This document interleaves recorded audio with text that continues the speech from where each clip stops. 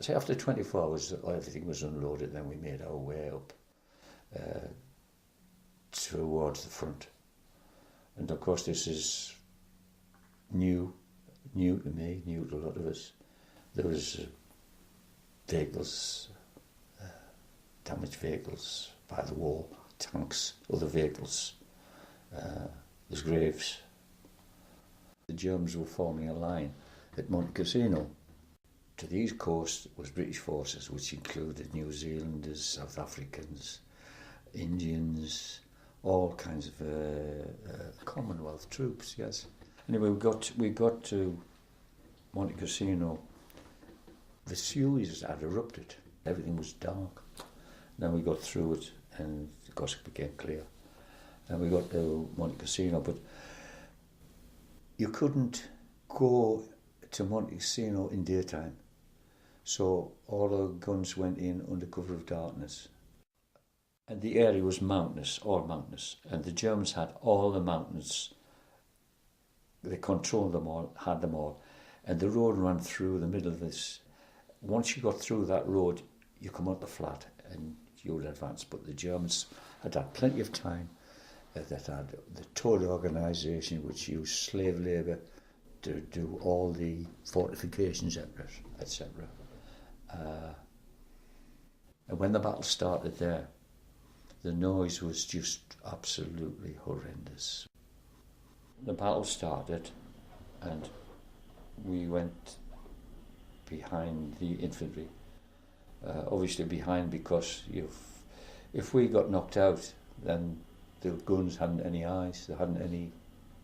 Because they couldn't see the battle. We had to send the signals back to them. So we were behind them. We weren't in the front for obvious reasons. They were protecting us. The battle started and the Kings got across and some of the Somersets got over. But when it was our turn to go, it was almost daylight. Of course then, we couldn't get over that point, we had to stop. One particular weapon was a naval, we called it a morning mini. It had another name, I can't remember the German name for it. It was rocket propelled and it could fire six rockets at the same time. And they would come over and they just seemed to hang above you. You couldn't tell where they were going to land. Not just six, but I don't know many for these weapons I had. It seemed 50, 100 or more. They would just land, you didn't know where they were going to land. And you had that deafening all the time. You just crouched there wondering what they're going to land on top of you. And the whole noise had you just, I don't know, you're so traumatised really. It wore off eventually. Obviously, the shelling must have gone quite some time, but morning approached and everything eased off. And all you could smell was cordite from the shells, exploding shells, etc. And it was a sunny day. Birds were singing. You wouldn't believe it, they were singing. So nothing had ever happened.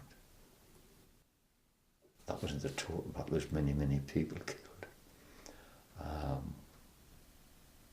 Casualties were 105,000 British and 125,000 American casualties there, so you're talking about almost 250,000 casualties over the period of 4 battles.